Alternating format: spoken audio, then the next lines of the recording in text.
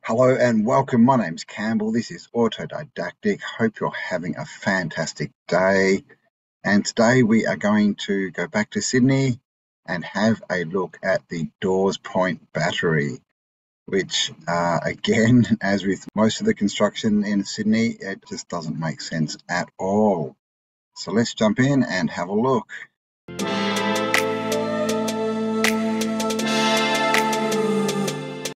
The Dawes Point Battery is an historical fortification that was located adjacent to the southern pylon of the Sydney Harbour Bridge at Dawes Point, Sydney, Australia. The first known building to be constructed on the site of Point Mascaline, which was later renamed Dawes Point, was an observatory constructed in early 1788 by Lieutenant William Dawes.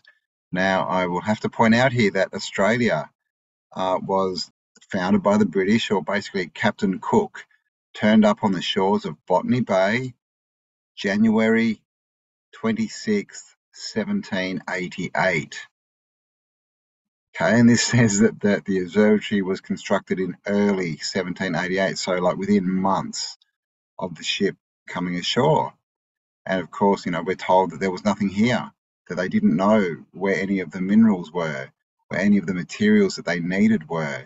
It says in the ship's logs that they forgot most of the tools, so they didn't even have the construction tools to build anything, yet they're building an observatory within months before, right, the farms and the food storage and all this kind of stuff.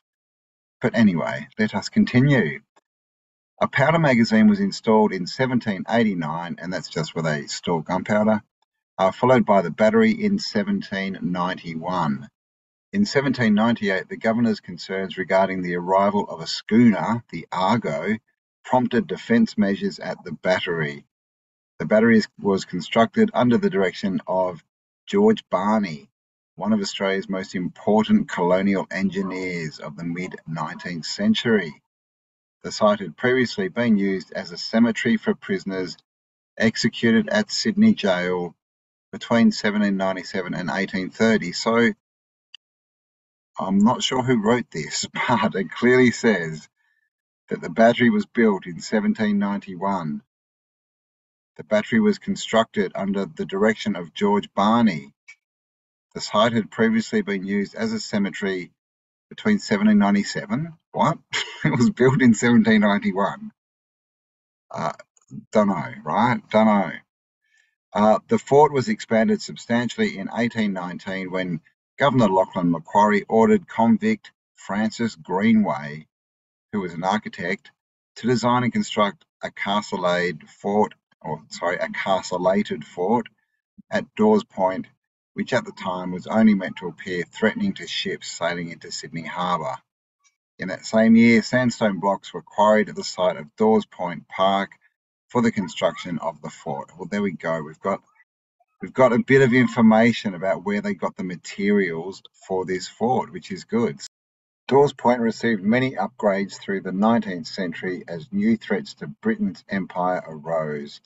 The fortification was intended to be the first line of defence in the event of an attack by the Spanish in 1790 and further threats of Napoleon's French troops in 1810. That's the first time I've heard any of those threats in Australia at those times. And then it also says in 1850, during the Crimean War, there were further fears of an attack by the Russian Pacific Fleet. So the battery received additional subterranean powder magazines, and occupancy was taken up by the Royal Artillery. And then it goes a few more things down here, but basically what I want to point out is, apart from the fact that defensively, we'll go onto Google Earth soon, I'll show you where it is. It's well within the heads of the harbour. Like by the time they get to this, whoever the invaders are, they're right inside Sydney Harbour. And the other thing is obviously the time frame. But first of all, let's go and have a look at who George Barney is. One of the most important colonial engineers who constructed the original battery. George Barney was born in Wolverhampton, England the son of Joseph Barney, a drawing master at the Royal Military Academy. He entered the army at the age of 16 as a second lieutenant in the Royal Engineers, and he served in the Peninsular War for many years in the West Indies. And he had several years' experience of civil engineering in Jamaica and was promoted to captain in 1825. So he had a few years or several years of experience, no talk of training of any kind as far as academic training. And it says in July 1834, New South Wales Governor Richard Bourke asked that a civil engineer should be sent to Sydney to take charge of the construction of a large circular quay at Sydney Cove and other public works. So again, this is 46 years after they landed to a country devoid of any usable materials because they didn't know where they were. Obviously, they'd find wood and stuff, but all this other stuff they would need, like for the iron and the smelters and all this stuff. Captain Barney was selected and came to Sydney on the British Sovereign with his wife and 3 children in December 1835. He also brought a detachment of Royal Engineers with instructions that he was also to take charge of and superintend the building belonging to the military and convict departments. So he came in and he was taking over everything. It says his dad was a military man. He had a couple of years practical training, and he gets promoted to the chief civil engineer of Sydney. And in here it says, July 1834, New South Wales Governor Richard Bourke asked that a civil engineer should be sent. Now, if we go back to here, it says George Barney. The battery was constructed under the direction of George Barney, and up here it says the date for that was 1798, I think. Is that right? 1798, the governor's concerns regarding the arrival of a schooner prompted defensive measures at the battery. The battery was constructed under the direction of George Barney. 1798. And we got George Barney. Okay, this is the thing. The same guy was an engineer and lieutenant governor of the colony. And down here, he was sent to New South Wales first, but basically as a civil engineer. But the dates are wrong. 1834. So this is very interesting. I don't know what that means.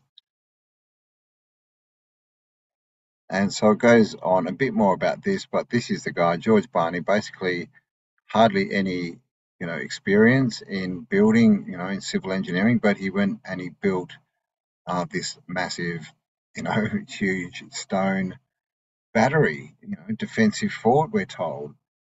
And the second person here is Francis Greenway. And it says the fort was expanded substantially in 1819 when Governor Macquarie ordered convict Francis Greenway, who was an architect, to design and construct a castellated fort. So he was in charge of, this is 1819, still before it says George Barney was even in Australia. So I don't know what's going on with these dates. And, but yeah, he was a convict. So it says here Greenway was born at Mangots Field near the English city of Bristol, where he became an architect of some eminence in Bristol and Bath. In 1809, he became bankrupt, and in 1812, he pleaded guilty, under the advice of his friends, to forging a financial document and was sentenced to death. This sentence was later commuted to 14 years transportation. Why he pleaded guilty is not ascertainable. He may have been told it was the only way to save his life. He had been friendly with Admiral Arthur Phillip, who was living in retirement in Bath, and Phillip wrote to Lachlan Macquarie recommending Greenway to him. So Greenway went to Sydney, and between 1816 and 1818, while still a convict, Greenway was responsible for the design and construction of the Macquarie Lighthouse and the South Head at entrance to Sydney Harbour. And then basically he went on, Francis Greenway, to design and build a lot. Oh, here we go, list of works. We've got Lighthouse, we've got a courthouse, Government House, St. Matthew's, so that'd be a cathedral, the Supreme Court Judge's House, another cathedral, Hyde Park Barracks, another fort, Macquarie Place, another cathedral, a college, a Conservatory of Music, another government house. I'm not sure what this is, Hobartville, and Cleveland House. Now, this was all done in like 20 years or so. One guy, ex-convict, did all this. So this is the story of Australia. This is what we get. And as you've seen in this video, none of these dates even match. You know, all the dates are out. All the dates are wrong. They're not making any sense. But this is what they tell us was there. Dawes Point Battery. They say they built it, but did they? And by the way, this was knocked over.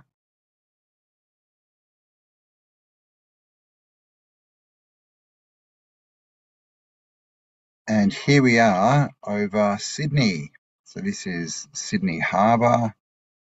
I believe it's the largest natural harbour in the world. And down here we have Sydney Opera House. And in 1923, to make way for the construction of the Sydney Harbour Bridge. This is Dawes Point. This is where the Dawes Point Battery was. And you know, I've often thought about this bridge. It looks very old world, doesn't it? You know, especially these stone pillars, stone columns. And I'm just wondering, were they made maybe from the stone that was in the fort? Because this is very flat now, and when the older pictures, always right, they show it as a mound. And down here, let's just see if we can get down and have a look. Okay, so here we are underneath the bridge, and as you can see, this it looks like old world brickwork, stonework, doesn't it? And this is the site of the old fort. And down here, the rest, of what was here is pretty much being built over. But if we come here, you'll see that down here there is this big old wall remaining. Let's see if we get down there. So we have this big stone wall, and look at this angled bit here. Reminds me of what Paul Cook talks about, because this is clearly a blockwork wall sitting on either bigger blocks. These look like they could be blocks or geopolymer of some kind. I'm not sure, but this is an old world wall by the looks of it. You come up here, you'll see there's building built into it. So I don't know, are these remains of what was there originally? Not sure, but it's definitely a very big old world wall. It's not part of the bridge, it's just, part of they're using it as a foundation, so I guess is what's going on. But found that interesting as well. This is where one fort was. Now there was another fort, and I showed a video of pictures from the 1860s. That was here. This was Fort Macquarie, and then that became a tram station underneath where the Opera House is. And in the background here, you can see all these old world buildings.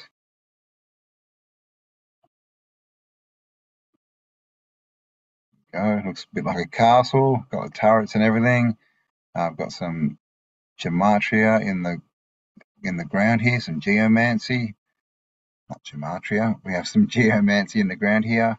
Fountain, lots of old world markers, shall we call them, which I find interesting. And I just want to show you that we were told that this was built as the main defence, right? And it should be the last defence, right? Because it's right where the city is. And this would have been the original, as the narrative says, this would have been the original place that they landed and inhabited. But so they put their main defence here, and you can see out here is where the heads are. This is the entrance to the harbour. So why wouldn't they be putting them out here? So we have up here the remains of an old fort, and they tell us this is from World War II, and that all these round bits that we see in here, that these are cannon turrets. But look at this place. I mean, I find this little bit here quite an interesting shape. Very starfordy. All of this is sunken in the ground, by the way, you can see. And yeah, is this remains of something else? Because look at this wall sort of coming out of the ground here. There's other bits popping up here. So there's lots of, interesting bits around here, and it's all up on a mound as well. So it looks a bit like, Was that there already? I mean, this bit here just looks like the top of a star. So that as well, as we know, they just take over all these old, constructions, all these old buildings, and they just turn them into something else, normally to do with war and division. And this is South Head, and this is the same kind of thing. They say built for World War II. There's not really any fort here, but they say these are cannon turrets. I think there's another one up here. And that's really all there is, right? Apart from what's down here. Look at this. Look at all these blocks. All these right angles everywhere. Perfect right angles. Look at them. And they look like they've fallen down from this wall, right? And you can see this one's still half attached. And these down here in the bottom look like two big blocks, right? So is this an old construction as well? You can see here, this looks like block work. Okay, blocks just sitting there, and who knows, it may have been melted or something at some time, but this definitely looks like, something's collapsed here that was made by, beings, humans of some kind. And this is kind of the giveaway for me. Look at these blocks. You can see these are all individual blocks. They've all been cut and placed. They're not one block that's broken. These are all individual blocks. You can see even the grain doesn't really, flow, does it? And it looks like they've been set there and they go underground. This is built right out on them. So, Sydney is looking like it was, a star city, like all these other star cities we see. And Mr. Barney, they say, here and here at the entrance. We see that all the time at the entrances to bays and rivers. Come down here. We had a fort here. Had a fort here. This is Kirribilli. So this is the Prime Minister's house, his Sydney residence. And check this place out as well. You can see, look at this wall, right?